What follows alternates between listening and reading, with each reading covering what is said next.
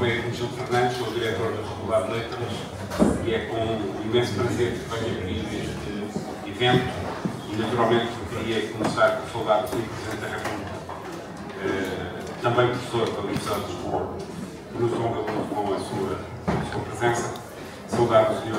Vice-Reitor, o Sr. Paulo Alberto, em representação do Sr. Reitor, Sr. Carlos, o Sr. Reitor Emérito da Universidade de Lisboa, o Sr. António Nova, aqui presente. Também, evidentemente, a doutora Diolinda Barros, viúva do professor Inácio Serra, e também o diretor da área de História Académica, o Sr. José Daniel Rodrigues, o diretor do Centro de História. Foi o Centro de História que albergou esta iniciativa e todos os colegas, ilustres colegas, muitos deles presentes, todos os convidados. Bom, só tenho 3 minutos e agora já só tenho 2. Vou ser extraordinariamente breve. Eu não estou entre os outros tornados aqui presentes que tiveram o prazer de conviver com o professor João Bonifácio Serra, mas não posso, porque entrei para a Faculdade de Letras num momento em que eu já não estava cá, mas não posso deixar de sublinhar aqui algumas coisas que me parecem particularmente importantes de que o professor João Bonifácio Serra que o professor João Bonifácio Serra representa e que são particularmente importantes no mundo contemporâneo, quer na academia, quer fora dela. A primeira coisa que eu gostaria de sublinhar é este extraordinário percurso na sua singularidade. O professor João Bonifácio Serra é uma espécie de manifestação contemporânea da peregrinação académica, coisa muito em uso na Idade Média, mas hoje muito desusada, que o levou de instituição em instituição, e nesse sentido a Faculdade de Letras está muito grata, pelo que representa, está muito grata pelos anos que ele me dedicou e pela marca junto dos alunos que por cá passaram, marca muito visível neste recolho de testemunhos que ele conseguiu deixar. A segunda coisa é que essa passagem ocorreu durante um período particularmente quente da Faculdade de Letras, um período problemático de reestruturação, de reorganização, também de fim de algumas coisas, um período que também não vivi diretamente, mas que deixou marcas profundas na sociedade portuguesa. E essas marcas profundas, quer na Faculdade de Letras, quer noutras escolas e noutros sítios, lembraria, por exemplo, a Associação da Guimarães, a Associação à própria Presidência da República, mostram o quão fértil foi este período na faculdade e que gostaria de relembrar, mas também retomar a história desse período. Finalmente, gostaria também de sublinhar, muitos dos presentes são colaboradores do clube, outros não, mas quando puderem completar a lista, poderão apreciar a natureza completamente poliédrica da lista. Eu tenho um particular fascínio pelo conceito de lista e acho que as listas nos dizem muito mais do que a mera enumeração. Ora, a consideração desta lista, estou certo, é ela própria e será ela própria, para além do que diz cada um dos listados, será ela própria um objeto de estudo. Por isso mesmo, queria agradecer a presença de todos e dizer que o público que enche esta sala é a razão, finalmente, por todos os académicos, o professor João Bonifácio Serra e todos os outros que vamos na sua esteira trabalhamos. Muito obrigado.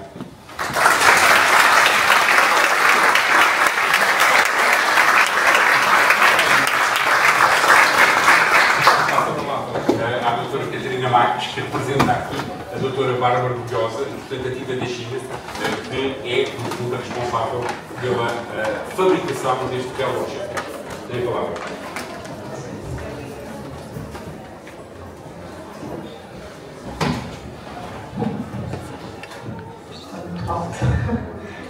Boa tarde a todos e a todas. Começo por saudar a presença de Sua Excelência o Presidente da República, muito obrigada, e por agradecer a presença de todos os que vieram hoje participar e conversar connosco sobre este livro, o que fazes parte, Testemunhos de Homenagem a João Bonifácio Serra, que temos, a editora Tinta da China, nós, toda a equipa, temos muito gosto e sentimos muito honrados por poder participar nesta homenagem que juntou tanta gente, a quem também agradecemos desde já. Agradeço também à Faculdade de Letras da Universidade de Lisboa por nos receber, obviamente. Tenho também de agradecer aos municípios de Guimarães, Caldas da Rainha, Leiria e Torres Vedras, que generosamente se juntaram a nós para tornar esta edição possível.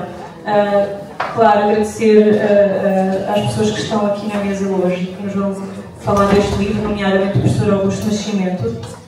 Claro, o José Pedro Castanheira, que é nosso autor já há muito tempo e com quem temos sempre muito gosto em trabalhar. E com o José Pedro Castanheira estendo também os agradecimentos a todos os organizadores deste livro. É sempre muito difícil fazer livros que juntam tanta gente e conseguiram levá-lo a bom porto. De Olinda Pereira de Barros, José Gameiro, Jorge Simões e Nicolau Borges. E claro, termino agradecendo a todos os que escreveram textos, contribuíram com outro tipo de conteúdos para este livro e que com o seu trabalho, o seu testemunho, também tornam este livro e este momento possível. Obrigada.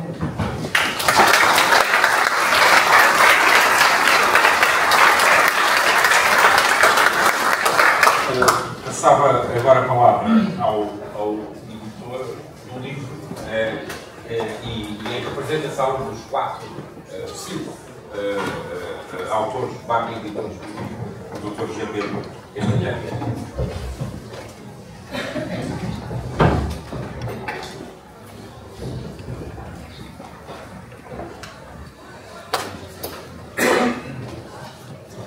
Muito boa tarde, Sr. Presidente da República, Professor Marcelo Rebelo de Sousa, Sr. Vice-Reitor da Universidade de Lisboa, Professor Paulo Alberto, Sr. Diretor da Faculdade de Letras da Universidade de Lisboa, Professor Hermenegildo Fernandes, Doutora Diolinda Pereira de Barros, querida amiga e demais familiares do João Bonifácio Serra, estimados amigos e amigas do João Serra. Tu fazes parte. A frase escolhida para servir de título a este livro nada deve à imaginação dos seus organizadores e tem direitos de autor. Os guimarãenses lembram-se bem dela. Trata-se do principal slogan criado e lançado pelo nosso amigo João Serra para caracterizar e mobilizar a cidade e os cidadãos de Guimarães enquanto capital europeia de cultura 2012.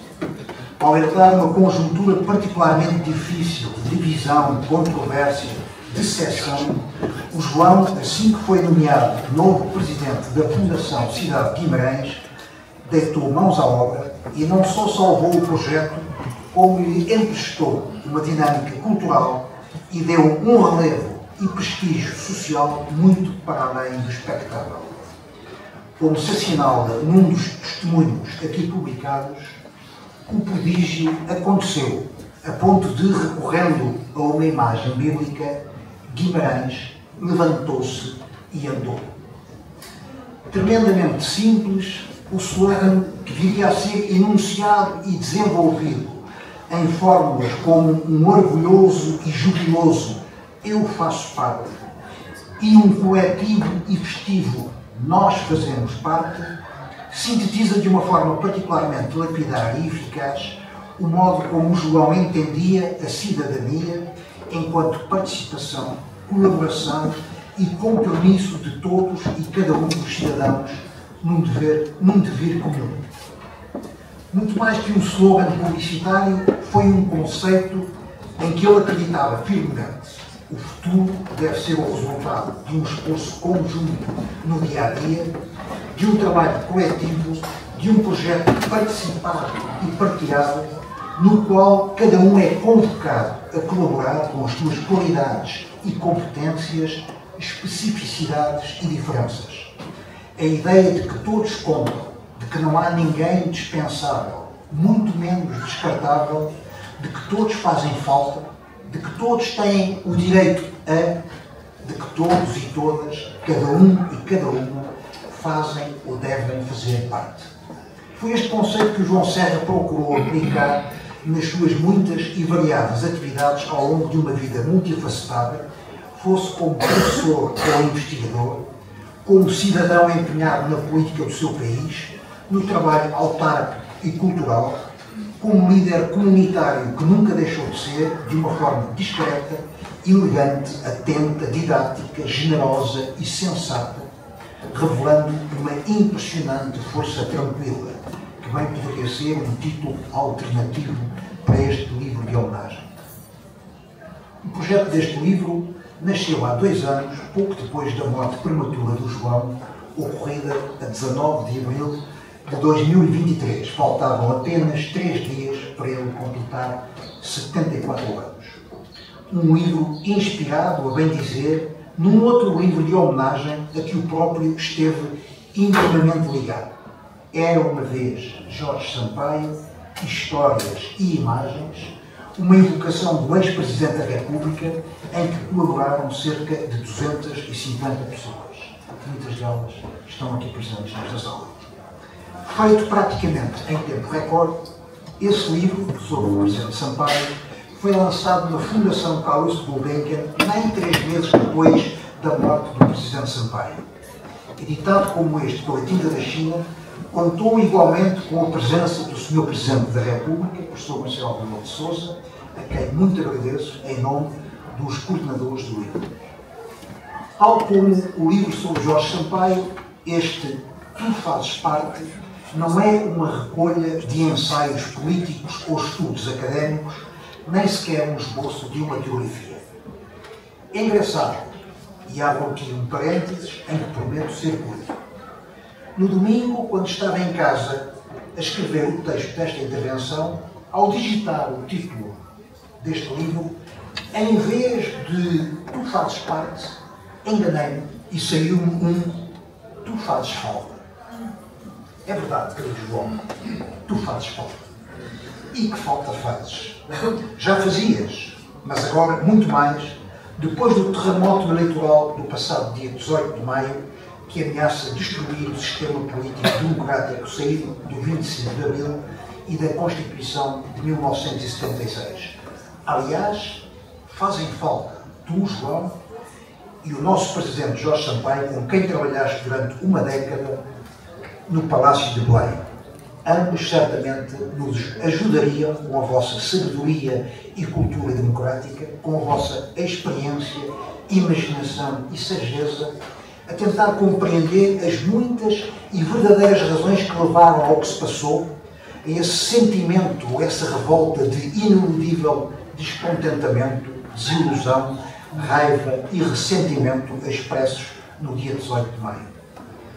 Como ambos fazem falta para ajudar a mobilizar, a encorajar os cidadãos, todos os cidadãos democratas, para tentar dar a volta por cima e, munidos das armas do diálogo, da tolerância, do pluralismo, do respeito mútuo, do convívio, da compreensão, da pedagogia, do exemplo, contribuir para construir uma sociedade onde haja mais justiça, participação, igualdade, inclusão e liberdade.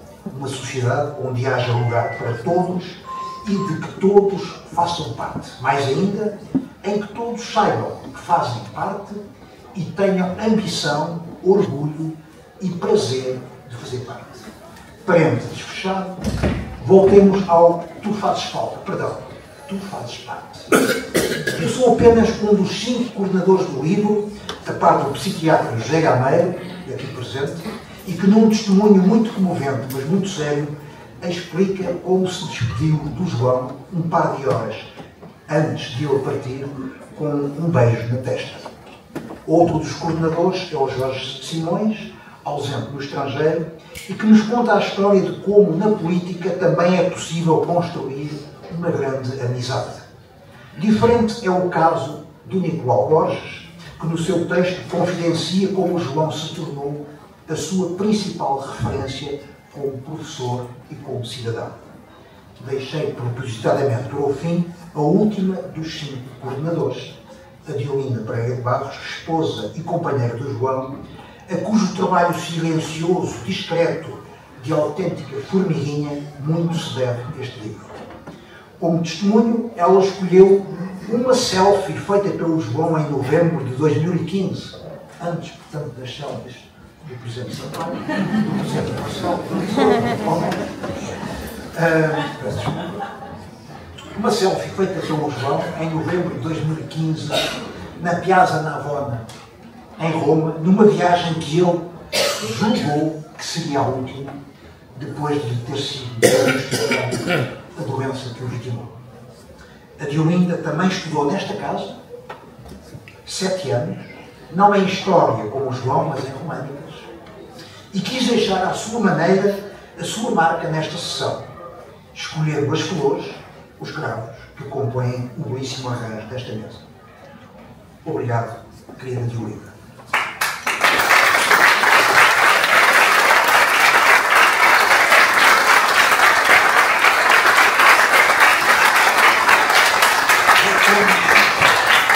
Voltamos ao livro. Ao todo colaboram nele 91 pessoas a quem foi proposto que participassem como melhor entendessem, relatando episódios pessoais, partilhando depoimentos, revelando histórias, segredos e recordações, abrindo até a alma e o coração. Assim se percebe que haja, para além de textos mais convencionais, alguns poemas, fotografias, simples legendas, até composições artísticas inéditas e que, infelizmente, têm que ser reproduzidas no livro, não a cores, como mereceriam, mas simplesmente a preto e branco. No slideshow que está a correr desde o início da sessão, podem ver-se essas composições, mas a cores, da Ana Bonifácio e do Samuel Rama. O Samuel Rama é o que está a ser mostrado neste momento, a par de numerosas fotografias, algumas delas incluídas no livro, mas agora aqui a cores. No livro colaboram políticos de vários partidos, artistas de muitas artes, historiadores, antigos alunos, autarcas, jornalistas, fotojornalistas, familiares, médicos que o acompanharam e muitos dos seus numerosos colaboradores e amigos. Vale a pena reter nesta sessão o que do João escreveram alguns dos autores deste livro, a começar pelo Presidente Marcelo Rebelo de Sousa. Somava predicados excepcionais: integridade, sentido de Estado, serviço de causa pública, competência, total disponibilidade, lealdade, sensatez. Candidato a presidente há alguns anos, António Sampaio da Nova fez-lhe ou faz-lhe um elogio diferente. É um dos melhores desta geração. Esteve nas lutas mais importantes travadas em Portugal nos últimos 75 anos. Antigo presidente da Fundação Carlos Gulbenkian, Artur Santos Silva enaltece. Foi um rigoroso historiador, um académico com os olhos postos na valorização da cultura e na conversão da investigação em valor económico através da inovação. Francisco Louçã, que foi seu aluno de História no Liceu Padre António Vieira, recorda: foi desde o primeiro dia da sua vida profissional um excelente professor, dos que ficam na memória dos alunos como quem abriu a porta para o gosto da leitura, para o respeito pela interrogação e pela exigência do rigor. José Manuel dos Santos conviveu com ele durante os 10 anos da presidência de Jorge Sampaio e sublinha: a política foi-lhe uma forma de existir para além de si mesmo. Na ditadura ou na democracia, nunca se separou dela. Foi para ele um dever que era um prazer e um prazer que era um rapto. O historiador Pedro Tavares de Almeida, que teve no João um dos seus colaboradores na obra O Parlamento Português, não tem dúvidas. Foi reconhecidamente um dos mais qualificados estudiosos da Primeira República. Especialista em História de Arte, Raquel Henriques da Silva, com quem o João ainda trabalhou para a exposição Artistas na Fábrica, patente no Museu Mimo, em Leiria, define-o como um homem que amava a vida através das pessoas e das coisas, especialmente especialmente a arte e os livros, andarilho de cidades do mundo, cujo rastro nos legou nos seus excelentes escritos memorialistas ficcionados. O também historiador Vítor Serrão, seu contemporâneo nesta casa como estudante, traça o seu perfil. É um homem de cultura integral, um investigador rigoroso, um cidadão empenhado no ensino público, um museólogo e homem dos patrimónios de partilha, um pensador arguto e inquieto. Fim de citações, mas muitas outras poderia fazer, é só folhear com delícia e ternura e escolher. Completa o livro uma espécie de antologia de uma dezena de textos do João, escritos entre 2012 e as vésperas da morte. São textos muito ricos e variados, que revelam uma vastíssima cultura, os seus múltiplos interesses, bem como as formas como ele interpretava a ideia, apelo, que serve de título ao livro. São textos de estilos muito diversos, desde os discursos mais institucionais até à sua derradeira crónica jornalística e a um maravilhoso conto infantil oferecido e lido aos 2 netos, e a cuja leitura assistiremos mais à frente como surpresa para todos os que aqui vieram esta tarde. É uma surpresa que temos para todos nós. De todos os textos, no entanto, realce obrigatório para a notável dissertação que o João preferiu na sua última aula como titular da Cátedra Unesco em Gestão das Artes e da Cultura, Cidades e Criatividade, na Escola Superior de Artes e Design das Caldas da Rainha, que bem poderá dizer-se que foi a menina dos seus olhos. A finalizar, publica-se uma extensa bibliografia com mais de uma centena de trabalhos como investigador e historiador. Para a edição deste livro, contou-se com o patrocínio de 4 das muitas câmaras municipais com os quais o João Bonifácio Serra trabalhou, a saber, Caldas da Rainha, Guimarães, Leiria e Torres Vedras. A todas elas, na pessoa dos respectivos presidentes, Vítor Marques, Domingos Bragança, Gonçalo Lopes e Laura Rodrigues, os coordenadores deste livro fazem questão de equilibrar o seu agradecimento, extensível, como não podia deixar de ser, à editora Tinta da China, na pessoa da Bárbara Bilhosa, que infelizmente não pôde vir devido a um problema familiar, mas que aqui se fez representar pela doutora Catarina Homem Marques. Mas o nosso principal obrigado vai para todos os que quiseram e se disponibilizaram para, cada um à sua maneira, embarcar nesta aventura e neste gesto de gratidão e de homenagem muito pessoal, mas também coletiva, ao cidadão, ao homem de cultura, bom e reto, que foi o João Bonifácio Serra. Todos nós, afinal, quisemos fazer parte. Muito obrigado.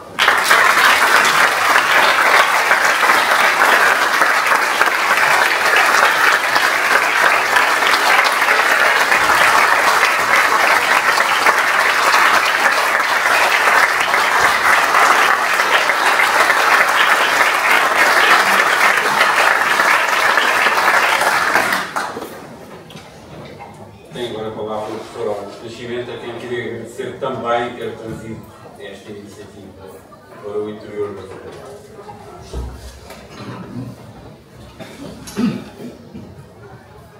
Muito boa tarde.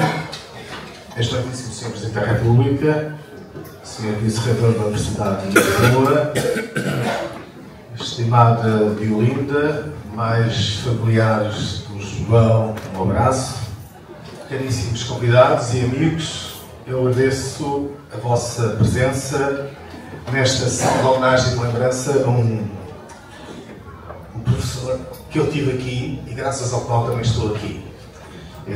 É também com algum sentimento que eu participo nesta homenagem.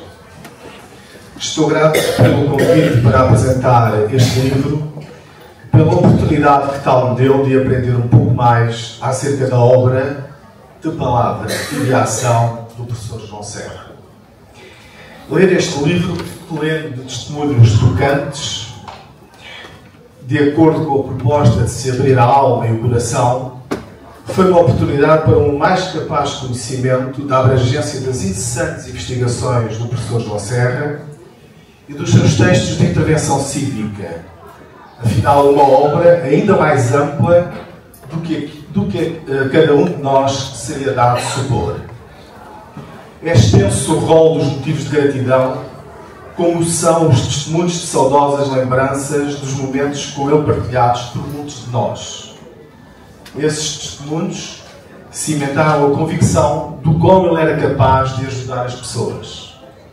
No meu caso, no tempo em que não havia computadores, em que um telefonema de São Tomé requeria a mediação de uma operadora da central telefónica, em que as cartas das afeições deixadas em Lisboa ficavam durante meses paradas em Luanda, ele encontrava tempo e ocasião para me representar e ajudar na demanda de apoio junto da Fundação Carlos Gulbenkian. Outro professor me dissera no meu primeiro ano da FLU: você nunca fará investigação. Relembro estes factos, não para tecer um juízo sobranceiro, mas para vincar a coerência em João Serra entre o ideário político e ético e as atitudes nas relações com os outros, mormente com os alunos. Atitudes sem as quais o ideário da solidariedade não teria préstimo. Como o Sr. Presidente escreveu, ele era o motor da solidariedade, sem dúvida.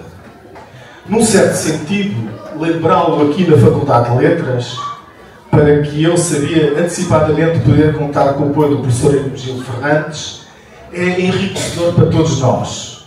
Mas é sobretudo um ato de justiça e de gratidão, nosso e da Faculdade, para com o seu magistério, que não deixou de ser fecundo por ter sido curto. A todos os títulos, esta universidade é sua, por ter contribuído para a respectiva evolução e mudança, quer como aluno, quando não foi recrutado para assistente por causa da política, pois que se envolvera no movimento associativo estudantil, quer como docente. A universidade estava cá continuará. Ele não passou por esta universidade, ele ajudou a transformá-la, assim como as demais instituições a que se dedicou. Atento-me ao livro, tenho de confessar a surpresa com a quase inesgotável disponibilidade para ser atencioso para com muitíssimas pessoas. De alguma forma, João Serra foi um professor para todos e para cada um de nós. Celebramos uma vida inspiradora, regida por uma força tranquila na concretização cívica de uma convicção ética. Relembrando as conversas sobre política, subscreveria a frase de que a política era para ele um dever que era prazer e um prazer que era um reto. Como também no livro se escreveu, poderíamos falar de uma escolha de campo, empenhamento e risco. Atitudes fundadas numa ética congruente com o sentimento, que me confidenciou, como de certo a outros terá feito, de ser impossível entender a indiferença perante o sofrimento humano, ao qual dedicou a sua crónica, que se passa Sentimentos, publicado no jornal Região de Leiria, pouco depois do início da guerra da Ucrânia. Este livro comporta textos dele de enorme valor interpretativo, criteriosamente escolhidos em função do seu significado teórico e cívico. Vale a pena determos nas reflexões sobre as cidades e na consequente aplicação na revitalização das mesmas, com destaque para a realização de Guimarães Capital Europeia da Cultura em 2012, cuja população ele envolveu, como já se disse, com o simples lema "Tu fazes parte". Norteava a preocupação em providenciar oportunidades a cidades que, não obstante de média dimensão ou com a sombra das grandes metrópoles, importava que não permanecessem secundárias. Ele afirmou um saber que aplicou em Guimarães e na sua região imaginada e pensada, que faziam parte de Leiria, Fátima, Peniche e Torres Vedras, entre outras, além evidentemente das Caldas, para que conseguiu o título de cidade criativa 30 anos depois de ter ajudado a criar a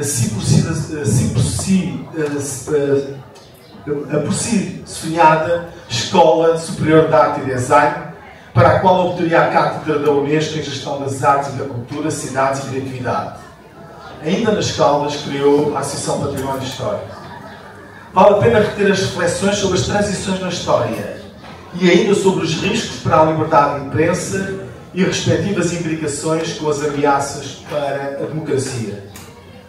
Sobretudo aos políticos e às instituições, ainda que também às pessoas, cabe não perder de vista a persecução da cidadania, só plena de sentido quando entendida como participação e como compromisso com o dever coletivo, que não é, mesmo que hoje se avente o contrário, excludente da majoração da hoje tão prezada liberdade individual.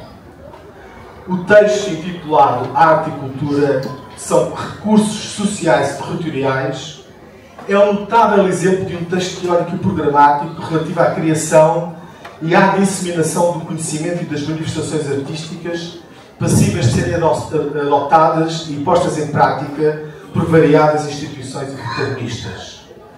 Ou como se escreveu no livro, e também como nesta faculdade dita Escola de Artes e Humanidades se vem a reconhecer, ou não fosse, dizia eu, a arte, a respiração da alma.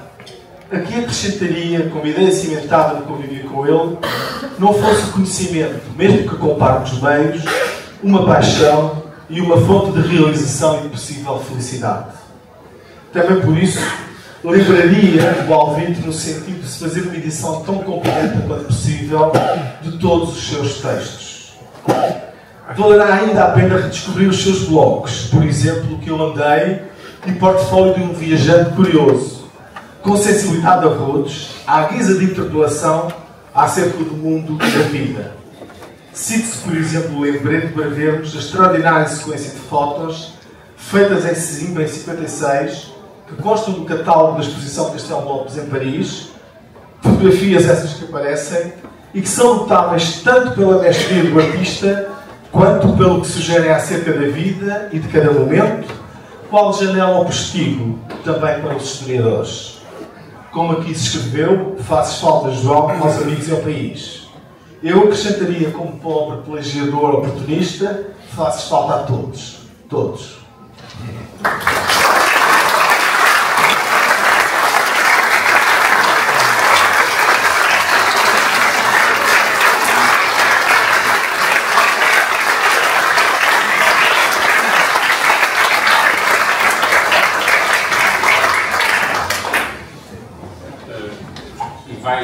Vamos ter agora então um momento especial da sessão e chamava ao palco não, mas sim, de facto a metáfora aqui justifica-se. O ator José Ramalho nos vai dizer um dos últimos textos publicados no livro, um texto muito denso de significado, o Mistério das Palavras a que faltavam letras.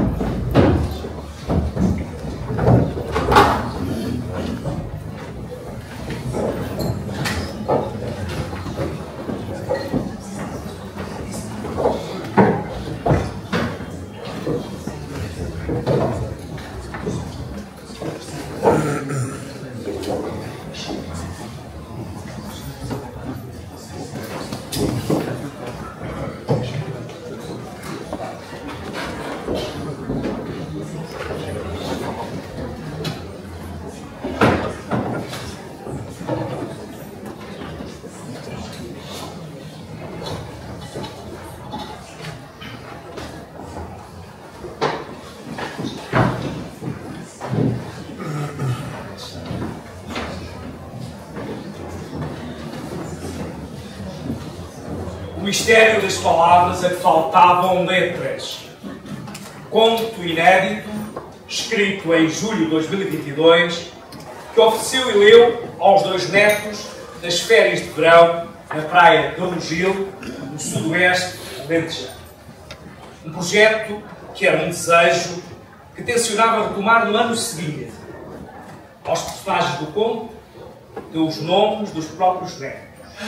Henrique e Concha, a cujos pais chamou Pedro e Renata, nomes do filho e da nora.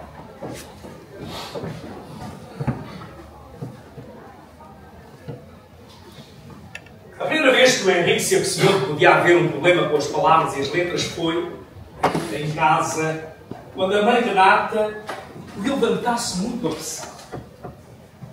É muito cedo, Henrique. Não acordes a tua irmã. Tem calma. O Henrique olhou em volta a ver onde estaria a calma, mas não a encontrou. Estava ainda sentado na sua cama. Mãe, preciso de encontrar o El para acrescentar à cama.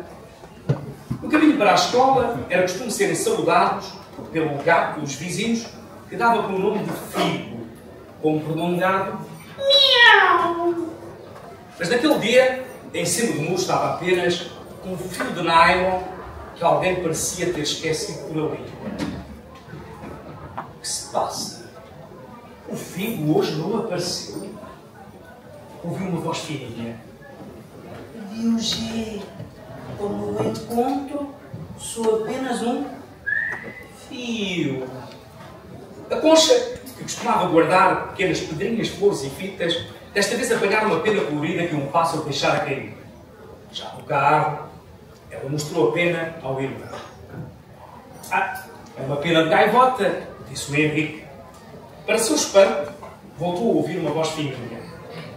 Não sou uma pena, sou uma perna. Perdeu o R. O Henrique ficou muito intrigado com aquele mistério. Em pouco tempo, desde que acordara, já se tinha deparado com 3 palavras que tinham perdido letras. Mas não seriam as únicas. Antes de chegar à escola, ainda falou com uma bola que perdera o S e, por isso, deixara de ser bolsa. Também viu um pote que perdera o R e sim deixara de ser ponte. À entrada para a sala de aula, contou aos amigos Fausto e Afonso a sua estranha aventura. Então as palavras andam a perder letras. Temos de fazer alguma coisa para as ajudar, disse o Afonso. Tive uma ideia, respondeu o Henrique. Vamos pedir à professora que nos deixe ficar na aula a fazer letras para as darmos depois às palavras que precisarem delas. O Henrique e os amigos passaram toda a manhã a desenhar letras. Queriam ter várias letras iguais, mas devido ao seu caso de algumas palavras diferentes terem perdido a mesma letra. A Concha, que ainda não sabia fazer letras, ajudou a arrumá-las, com muito cuidado, numa mala que a mãe Renata fora buscar. O pai, Pedro, escreveu um e-mail a todas as palavras que tinham perdido letras, a indicar o local onde podiam encontrar-se com o Henrique para recuperar as letras perdidas. Seria no parque, mesmo ali no canto ao lado do Museu Malhoa. E no dia combinado, Henrique, Concha, os amigos chegavam ao parque com a mala repleta de letras. Como era muito pesada, convidaram os primos Manel e Francisco para dividir a tarefa. Estava uma manhã enevoada, o sol ainda não se levantava. O sol está a dormir, disse a Concha. Não, disse o Henrique. Acho que se sente sol. Nós trouxemos o El, ele vai resolver o problema. Realmente, o sol perdera o El. Mas com a ajuda do Henrique, os seus amigos e primos, recuperou, podendo outra vez brilhar feliz sobre as árvores do parque. Atraída por ele, uma família de patos saiu do lago para vir debicar na relva. O canto do Museu Malhoa, onde as palavras aguardavam esse, estava, porém, muito triste. O que se passa contigo? Perguntou o Henrique. Perdi o T e agora não passo de um cano, queixou-se. Não te preocupes, nós temos aqui o T que te falta, respondeu o Henrique. O cano não cabia em sítio contente, era por fim um canto e podia receber com satisfação o Henrique, a Concha e os outros meninos com a sua mala cheia de letras. pôs-se a trautear. Canto, canto, amigos, venho, estou aqui à vossa espera. Canto, canto, amigos, venho, estou aqui à vossa espera.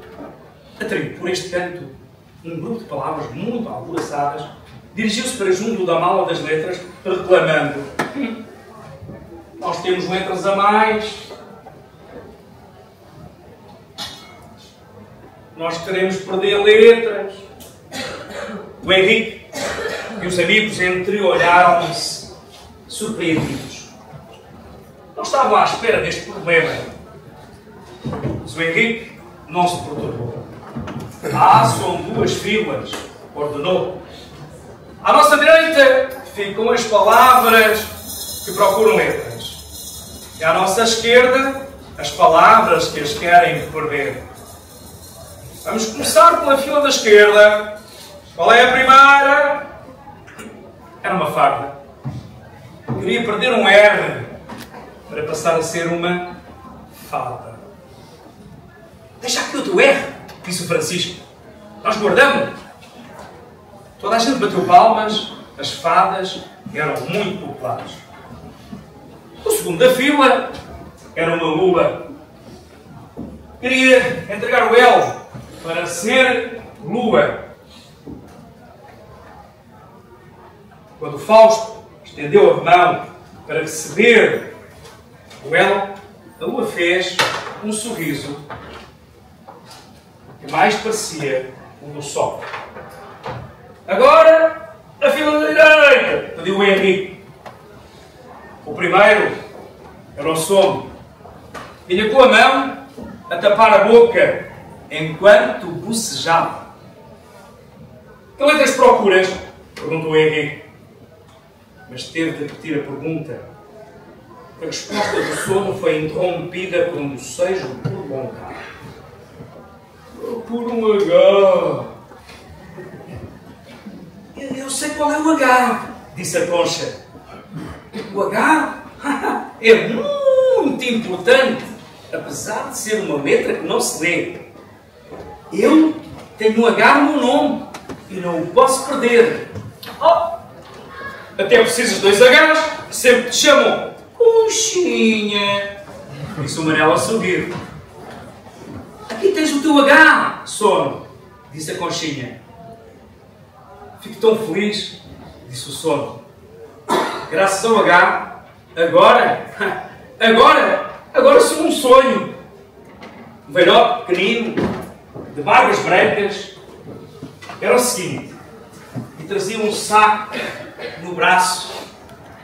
Trazia um saco no braço, mas quando chegou a sua vez disse: preciso urgentemente de 8 As. Tantos! Exclamou o Henrique. Acho que não temos que cheguem. Mas podemos fazer mais e mandar-vos por correio. Quem és tu? Agora sou um não. Antes era fácil encontrarem. Trabalhava na floresta e escrevia histórias. Compreendo. Esqueceste do lado de anão e precisas de mais 6 As para os teus companheiros. Por isso, trouxeste esse saco no braço. Mas para que queres outro A? Não te bastam 7? Ou não? Agora, anão, estendeu o braço para o Henrique, com o coração cheio de alegria. Preciso de um A para juntar no braço e dar-vos um abraço.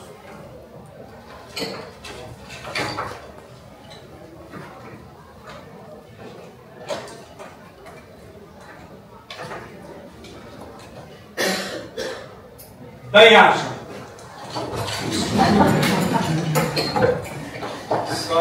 Sorry. É assim que é bastante.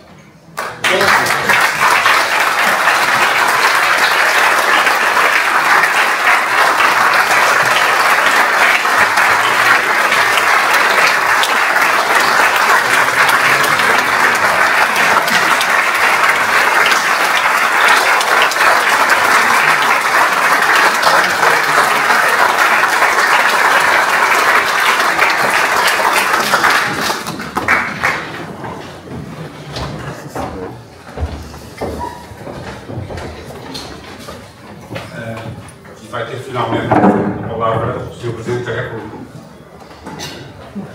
Que encerra a sessão.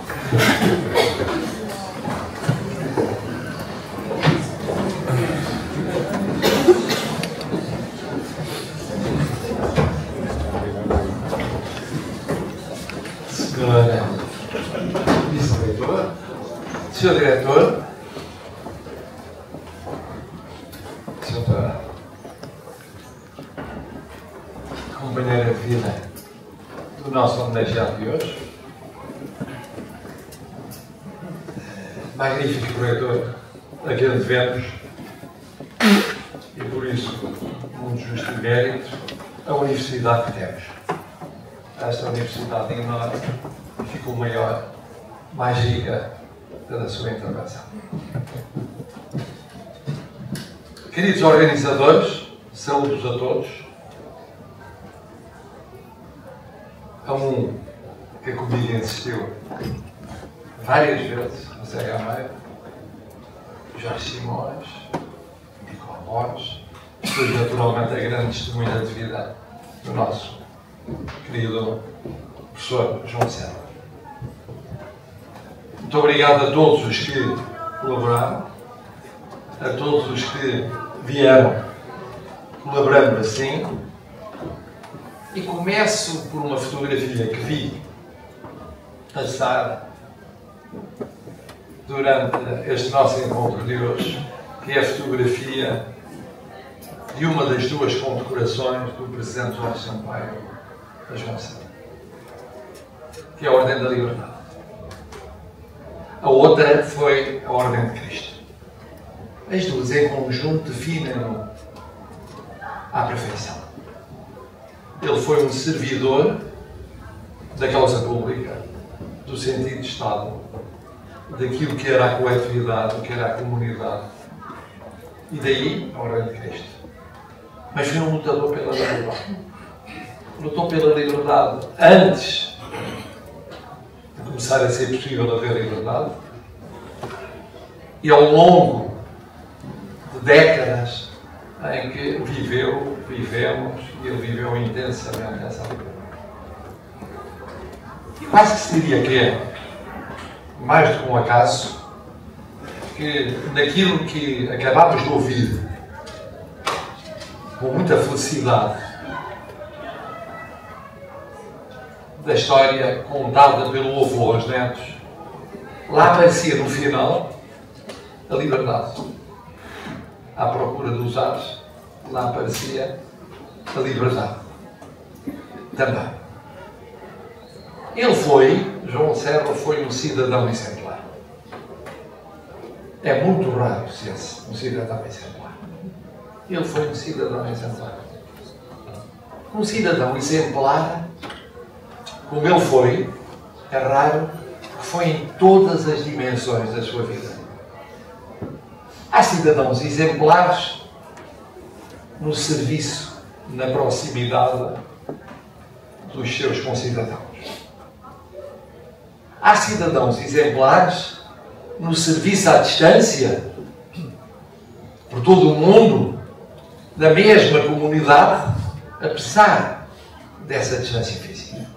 Há cidadãos exemplares que o são ou foram no exercício de funções públicas as mais diversas, nacionais, regionais, locais. Há cidadãos exemplares no trabalho de cada dia, nos seus mistérios, da escola à oficina, ao hospital. Há tudo aquilo que faz a vida, que é a vida do todo que somos. Ele foi cidadão exemplar sempre. E fez questão de ser cidadão exemplar sempre e nas áreas, nos domínios mais variados da sua vida. Não se satisfez com 10 anos de colégio. Não se satisfez com uma escola. Percorreu várias escolas. Não se satisfez com um município. Percorreu vários municípios. Não se satisfez com uma experiência cultural. Esteve em N experiências culturais. Onde podia estar, estava. inventava causas para além das causas que o inventavam a ele. E em todas elas foi cidadão exemplar. Que era o mesmo, em papéis diferentes. Dir-se-ia com personalidades diferentes, mas não era a mesma. E sentia-se tão depressa e tão bem no Palácio de Belém como em Guimarães, como a preparar a candidatura à Leiria, como a pensar nas Caldas, ou a escrever, coisa rara, no que havia de imprensa local ou regional. Não uma vez, mas por sistema. Não num jornal, mas em vários jornais. Como é que ele tinha tempo para isso? Tinha. Como é que tinha gozo no fazê-lo? Tinha. Porque era cidadania. Ele nasceu para ser um exemplo de cidadania exemplar. Mas não era mais importante uma coisa que outra, não, para ele eram todas igualmente importantes. Rigorosamente todas igualmente importantes. Não interessava o peso, a nomenclatura do cargo, da função, da tarefa, da missão. Ele vivia cada uma delas infinitamente, como se fosse a primeira e a última. Provavelmente como viveu o que escreveu para os netos. Com o mesmo entusiasmo. Havia ali, quem conhece a sua bonomia, a sua maneira de, a sua alegria de viver. Havia ali a alegria de viver N vidas na mesma vida. E queria viver muito para viver ainda mais vidas. Este nosso encontro foi marcado e depois desmarcado e depois remarcado muito antes das realidades mais recentes. Eu vinha para cá e imaginava, e certamente não me enganava, que o estado de espírito, se não de todos, de uma maioria esmagadora dos presentes, era um estado de espírito de achar que parecia de propósito ter-se marcado este encontro hoje, no momento em que foi, que para esses presentes era um momento menos feliz da sua vivência coletiva. E era bom ter um arrimo, era bom ter um apoio, como ele gostava de ser tantas vezes ao longo da sua vida. Temos aqui o João. É bom haver o João. É bom encontrarmos por causa do João. É bom recordarmos o João na base dos depoimentos e testemunhos sobre ele. Que nos lembram coisas e hoje queremos nos lembrar dessas coisas. Não é pensar nisso. E depois, eu devia ter saudado os coordenadores de forma especial do Zé Pedro Castanheira. E depois da tal fotografia, havia uma pessoa que lhe entregava a condecoração. E essa pessoa era uma pessoa que para ele significava um símbolo. Mais que um amigo. Mais do que um exemplo. Mais do que um líder com quem colaborou. Mais do que tudo aquilo que viveu naqueles 10 anos e antes deles e depois deles. Porque sempre que podia, aproveitava para escrever sobre essa pessoa. Era um pouco inseparável. Mas isso é um mérito dessa outra pessoa também. É o único caso que eu me lembro na vivência cívica portuguesa ter começado com um grupo com calções e ter acabado com o mesmo grupo no momento em que partiu. Eram menos, tinham ficado uns pelo caminho. Mas os que tinham ficado eram os mesmos. E o João era um deles. E por isso vibrou tanto e escreveu o que pôde sobre essa partida que lhe custou tanto. Ora bom, e eu pensava, depois ouvindo Zé Pedro Castanheira, o que é que eu pensaria se estivesse na posição daqueles que provavelmente lá estarão, a propósito deste livro, neste momento, olhando para a vida do João. Talvez pensasse, em primeiro lugar, na capacidade do João de se renovar. De ser o mesmo, mas de se renovar. De encontrar formas de ser o mesmo de forma diferente. Isso animava. Não desanimava. Passava a olhar para um novo futuro que era possível construir. Depois pensava, sim, mas com os mesmos valores. Com os valores essenciais. Para ter uma referência. Ele era muito disso de referência. Ser capaz de mudar, mantendo os mesmos valores. Depois, pensei, certamente, a vida dele é um exemplo de pensar coletivamente. Ele não era uma ilha. Era incapaz de ser uma ilha. Há pessoas que são ilhas. Não é por mal que são assim. Ele não, por bem, não era uma ilha e gostava de não ser uma ilha.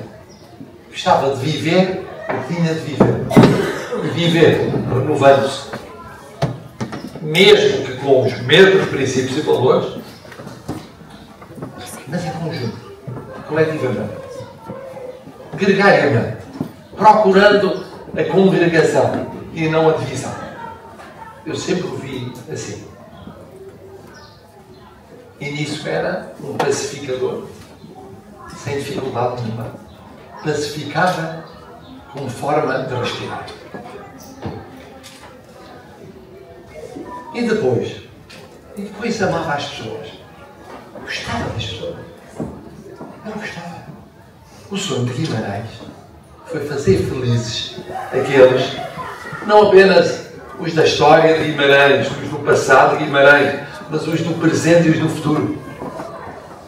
Aquilo era para ser uma capital da cultura do presente e do futuro, não do passado. E aí, somando tudo isto, que é a vida do João, disse, olha que bom guião para se olhar para o momento que se vive, para aqueles que o vivem, de uma forma triste, ou viviam antes de recordarem o João, antes de reler os textos sobre o João, antes deste encontro sobre o João. Esta é uma maneira de refazer o caminho. O João refaria. Estaria a refazer. Teria já começado a refazer. É ser cidadão exemplar. Uma última referência, ainda bem, que nos encontramos aqui numa universidade. Que há duas maneiras de ver a universidade. Foi uma das lutas que tive ao longo da minha vida. A Universidade de Torre de Marfim e a Universidade da Universidade. A Universidade de Torre de Marfim não é uma universidade. É o contrário da universalidade, da abertura. Ele percorreu várias escolas. Há pouco tempo, muito tempo. Mas foi um académico, foi um universitário. E gostou de o ser. E era um pedagogo. Gostou de partilhar. Gostou de aprender. Ensinou e aprendeu ao longo de toda a sua vida. Portanto, uma forma de cidadania exemplar dele foi ter sido um professor exemplar. Ele viveu essa forma de cultura, que é uma responsabilidade fundamental, essa forma de cidadania, da mesma maneira exemplar como viveu as demais. Ainda bem que nos encontramos numa universidade. Quer dizer, esta pelo menos não está morta. Esta pelo menos, naquilo que pôde, nem que mais não seja neste encontro, está viva. E o João nisso também ajudou esta escola. Deu vida mesmo para além de ter partido.